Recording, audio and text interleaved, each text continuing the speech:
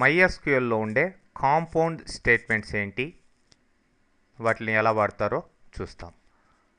Compound statement అనేది ఒక black అన్నమాట.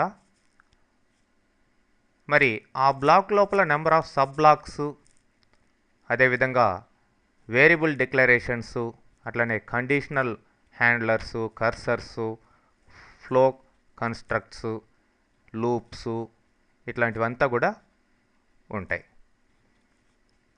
మరి మామూలుగా మనం బిగిన్ ఎండ్ అనే కాంపౌండ్ స్టేట్మెంట్ని వాడడం జరుగుతుంది. ఇది beginning of the compound, end of the compound statement.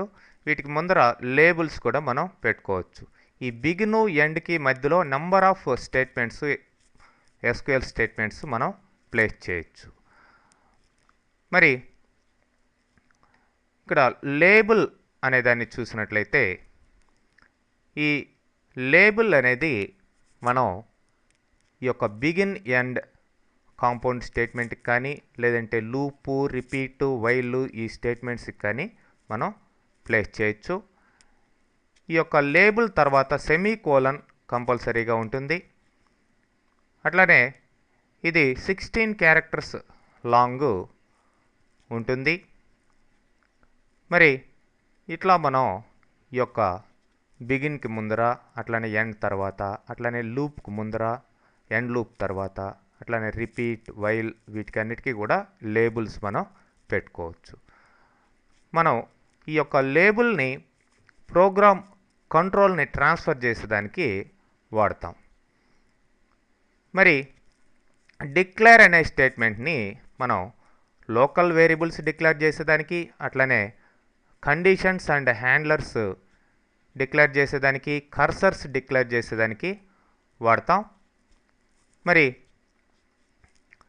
Declare variable name, type ఏంటి, అట్లనే డిఫాల్ట్ వాల్యూ ఏంటి, ఇట్లా ఈ యొక్క డిక్లేర్ అనే దానికి సింటాక్స్ ఉంది. మరి ఈ యొక్క ఫ్లో కంట్రోల్ స్టేట్మెంట్స్ అన్ని లాంగ్వేజెస్లో లాగానే ఇక్కడ కూడా ఉన్నాయి. If, case, iterate, leave, loop, while, repeat ఇట్లాంటివంతా కూడా ఉన్నాయి. మరి కేస్ సింటాక్స్ చూస్తే ఇలా ఉంటుంది. ఇట్లా ఇది ఫస్ట్ సింటాక్స్ కేస్ వాల్యూ. ఈ యొక్క కేస్ వాల్యూ తోటి వెన్ వాల్యూ మ్యాచ్ అయితే దాని కింద స్టేట్మెంట్స్, లేకపోతే ఇంకొక వెన్ వాల్యూ మ్యాచ్ అయితే దాని కింద ఉండే స్టేట్మెంట్స్, ఏవి మ్యాచ్ కాకపోతే ఎల్స్ కింద ఉండే స్టేట్మెంట్స్ ఎగ్జిక్యూట్ అవుతాయి. లాస్ట్లో ఎండ్ కేస్ ఉంటుంది. లేకపోతే ఇట్లా కూడా వాడచ్చు. కేస్ అని ఇచ్చి వెన్ సెర్చ్ కండిషన్ ఇస్తాం. ఈ కండిషన్ మ్యాచ్ అయితే దాని కింద ఉండే స్టేట్మెంట్స్, ఇట్లా number of when search conditions పెట్టడం జరుగుతుంది. లాస్ట్లో ఎల్స్, ఎండ్ కేస్ అనేది ఉంటాయి. అట్లానే if condition then statements, else if condition then statements, ఇట్లా లాస్ట్లో ఎల్స్ ఉంటుంది, ఎండ్ ఇఫ్ ఉంటుంది. నెక్స్ట్ ఇటరేట్ అనేది లేబుల్కి ఫ్లో కంట్రోల్ని ట్రాన్స్ఫర్ చేస్తుంది. అంటే స్టార్ట్ ది లూప్ అగైన్ అనమాట. ఈ యొక్క లూపు, రిపీటు, వైల్ స్టేట్మెంట్స్లో మనం లేబుల్ పెట్టున్నప్పుడు లేబుల్కి ఈ యొక్క కంట్రోల్ని ట్రాన్స్ఫర్ చేసేదానికి ఇటరేట్ వాడడం జరుగుతుంది.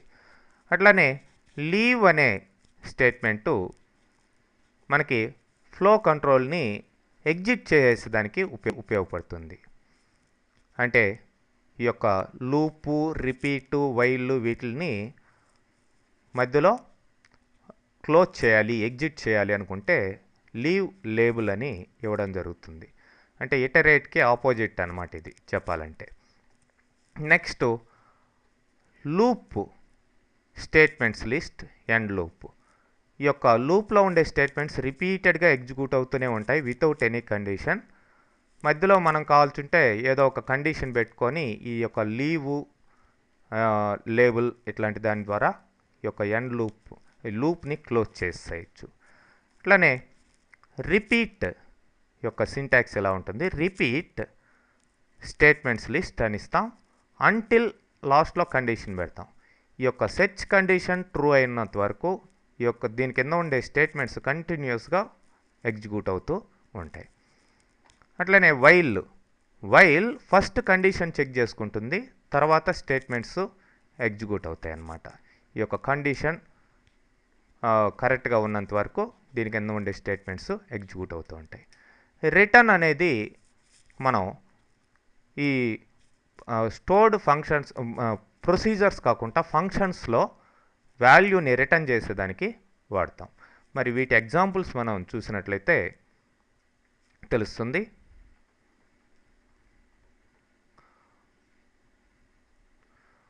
ఫస్ట్ ఇఫ్ అనేది ఎలా వర్క్ అవుతుందో చూద్దాం. ఇక్కడ ఇఫ్ స్టేట్మెంట్లో మనం ఫస్ట్ ఒక ప్రొసీజర్ క్రియేట్ చేసాం. ఈ ఎగ్జాంపుల్లో దానికి ముందర డెలిమీటర్ని డాలర్గా ప్లేస్ చేయడం జరిగింది. ఎందుకంటే ఇక్కడ సెమీకోలన్ యాక్చువల్గా డెలిమీటర్గా మామూలుగా ఉంటుంది. మరి కమాండ్ ప్రాంప్ట్లో సెమీకోలన్ ఇస్తే అక్కడితోటి ఆ స్టేట్మెంట్ ఎండ్ అయిపోతుంది. కాబట్టి ఆ యొక్క కమాండ్ ప్రాంప్ట్లో డెలిమీటర్ని $గా పెట్టడం జరిగింది. లాస్ట్లో $, ఇస్తే అప్పుడు ఈ యొక్క ప్రొసీజర్ ఎగ్జిక్యూట్ అవుతుంది. మరి ఎప్పుడు కూడా డెలిమీటర్ ఒకసారి అయిపోయిన తర్వాత లాస్ట్లో మీరు డెలిమీటర్ని మార్చేయాలి సెమీకోలన్గా. ఎందుకంటే ఆ ప్రొసీజర్ అయిపోయిన తర్వాత డెలిమీటర్ మామూలుగా సెమీకోలన్ లాగానే నెక్స్ట్ స్టేట్మెంట్స్ ఎగ్జిక్యూట్ అయ్యేదానికి ఉపయోగపడాలి కాబట్టి. ఎనీవే ఇక్కడ గెట్ ఈఎంపీ గ్రేడ్ అనే ఒక ప్రొసీజర్ని క్రియేట్ చేస్తున్నాం. దీంట్లో ఇన్ అనేది ఇన్ పారామీటర్ ఎంప్లాయీ నెంబర్గా ఇవ్వడం జరిగింది. అట్లనే అవుట్ పారామీటర్ గ్రేడ్గా తీసుకోవడం జరిగింది, p_grade. సో మనం ఇచ్చిన ఎంప్లాయీ నెంబర్కి శాలరీ ఎలా ఉందో ఆ శాలరీని బట్టి గ్రేడ్ అనేది ఇక్కడ ఫిక్స్ అవుతుంది. సెలెక్ట్ శాలరీ ఇంటూ ఈశాల్ అనే లోకల్ వేరియబుల్ తీసుకున్నాం. ఇక్కడ డిక్లేర్ ఈశాల్ డబుల్ అని ఒక లోకల్ వేరియబుల్ డిక్లేర్ చేసాం. దాంట్లోకి శాలరీని తీసుకోవడం జరిగింది. ఎవరికి? మనం ఇచ్చిన ఎంప్లాయీ నెంబర్కి. మరి ఆ యొక్క ఎంప్లాయీ నెంబర్ శాలరీ అతనికి 5,000 కంటే ఎక్కువగా ఉంటే గ్రేడ్ ఏగా ఫిక్స్ చేస్తాం. లేకపోతే 5,000 నుంచి 2,000 ఈ రేంజ్లో ఉంటే మనం గ్రేడ్ బిగా ఫిక్స్ చేస్తాం. 2,000 కంటే తక్కువ ఉంటే గ్రేడ్ సిగా ఫిక్స్ చేస్తాం. ఓకే, ఆ విధంగా గ్రేడ్ని ఇఫ్ కండిషన్, ఎల్సిఫ్ కండిషన్ ఇట్లా మనం ఇఫ్ కండిషన్ వాడి ఇట్లా గ్రేడ్ ఫిక్స్ చేయడం జరిగింది. మరి దీన్ని ఎగ్జిక్యూట్ చేసి చూద్దాం.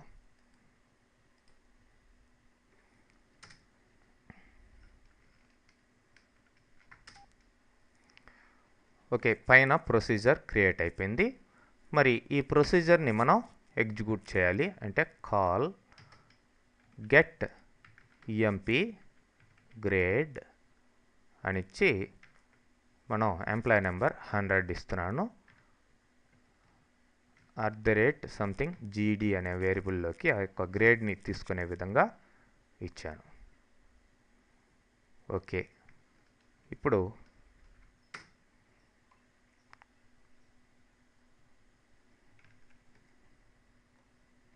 మనం ఆ యొక్క గ్రేడ్ని జీడీని సెలెక్ట్ చేసినట్లయితే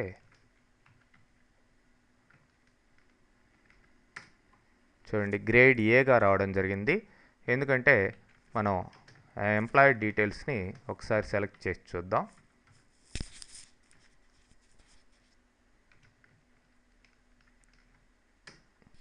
ఇక్కడ 100 అనే ఎంప్లాయీకి సాలరీ 10,000 ఉంది, అందుకని గ్రేడ్ ఏగా సెట్ చేయడం జరిగింది. అదే వేరే ఎంప్లాయీ ఇక్కడ 101 అని ఇవ్వండి, గ్రేడ్ సి అని మీకు వస్తుంది. గ్రేడ్ సి ఎందుకు? 101 100,000 ఉంది శాలరీ. ఓకే, గ్రేడ్ సిలోకి వెళ్తారు. ఇదే విధంగా మనం కేస్ స్టేట్మెంట్ని వాడడం జరిగింది. Same procedure get EMP grade 2 అని తీసుకున్నాం. ఇఫ్కి బదులుగా మనం కేస్ని వాడుతున్నాం. కేస్ ఈశాల్ గ్రేటర్ దెన్ 5,000 అయితే ఏగా సెట్ చేస్తున్నాం, లేదంటే వెన్ దిస్ రేంజ్ ఈశాల్ అయితే అప్పుడు బిగా సెట్ చేస్తున్నాం, లేదంటే సిగా సెట్ చేస్తున్నాం. సో ఈ విధంగా మీరు దీన్ని ఎగ్జిక్యూట్ చేసి చూడొచ్చు కేస్ స్టేట్మెంట్ని. నెక్స్ట్ లూప్ ఎలా వర్క్ అవుతుందో, ఐ మీన్ వైల్ లూప్. ఇక్కడ వైల్ లూప్కి ఒక ప్రొసీజర్ క్రియేట్ చేయడం జరిగింది.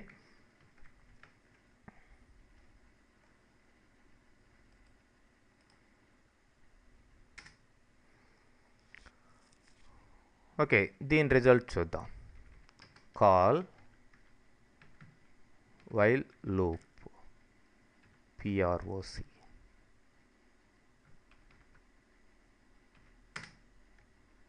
చూడండి 1, 2, 3, 4, 5 ఇట్లా ఈ యొక్క స్ట్రింగ్ అనేది జనరేట్ కావడం జరిగింది. ఇక్కడ ఈ యొక్క ప్రొసీజర్లో x అనే ఒక ఇంటిజర్ వేరియబుల్ని, str అనే ఒక స్ట్రింగ్ వేరియబుల్ని తీసుకున్నాం. x = 1గా సెట్ చేసాం. స్ట్రింగ్ వేరియబుల్కి బ్లాంక్ ఇచ్చాం ఫస్ట్. వైల్ x <= 5 do అని ఇచ్చి set str = concat str, x, comma అని ఇచ్చాం. అంటే ఈ యొక్క strకి x యాడ్ అవుతుంది, అంటే 1 యాడ్ అవుతుంది. దాని తర్వాత యాడ్ అవుతుంది, కామా యాడ్ అవుతుంది. తర్వాత x వాల్యూ 1 కాస్త 2 అవుతుంది, మళ్ళీ పైకి వెళ్తుంది లూప్లో. x వాల్యూ 2 అయింది కాబట్టి ఈ యొక్క strకి మళ్ళీ 2 యాడ్ అవుతుంది, దాని పక్కనే కామా యాడ్ అవుతుంది. కన్క్యాట్ అంటే స్ట్రింగ్స్ని కలపడం. ఓకే, ఈ str అనే స్ట్రింగ్కి ఈ యొక్క x వాల్యూని కంటిన్యూస్గా 5 ఉన్నంత వరకు కలుపుతూ పోతుంది.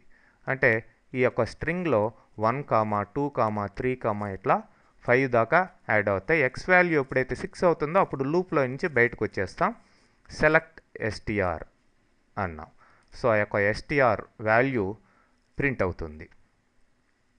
సేమ్ ఇదే ఫంక్షను రిపీట్ ద్వారా చేసాం. ఇక్కడ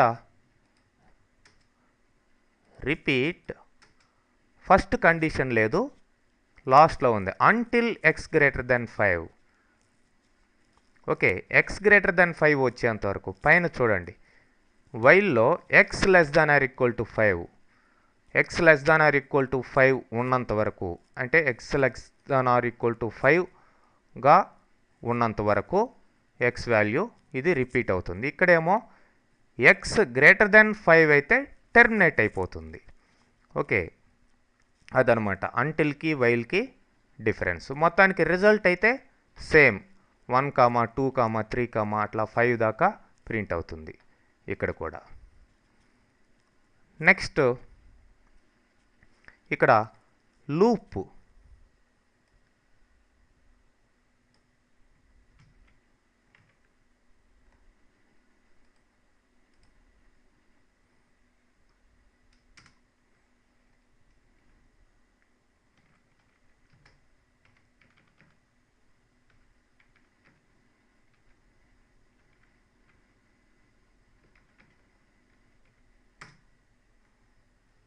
చూడండి ఈవెన్ నెంబర్స్ జనరేట్ అయినాయి. 2, 4, 6, 8, 10.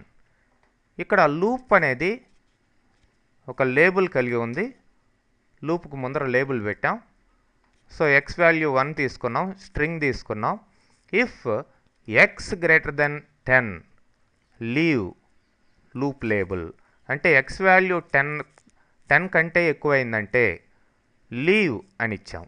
లీవ్ లూప్ లేబుల్ అంటే ఈ యొక్క లేబుల్ బయటికి వచ్చేస్తుంది, అంటే ఈ యొక్క ఎండ్ లూప్ అయిపోతుంది అన్నమాట. మామూలుగా లూప్ అనేది కండిషన్ ఏమీ లేదు కాబట్టి ఇఫ్ కండిషన్ ద్వారానే ఇది టెర్మినేట్ అవుతుంది. ఇక్కడ ఈ కండిషన్ పెట్టి దీన్ని టెర్మినేట్ చేస్తున్నాం. మామూలుగా x వాల్యూని 1 by 1 ఇంక్రిమెంట్ చేసుకుంటూ వెళ్తున్నాం. If x mod 2 then iterate loop label. x mod 2 అయితే ఇటరేట్ లూప్ లేబుల్, మళ్ళీ ఇటరేట్ అంటే మళ్ళీ నెక్స్ట్ స్టెప్ని ఫాలో అవుతుంది అన్నమాట. Else set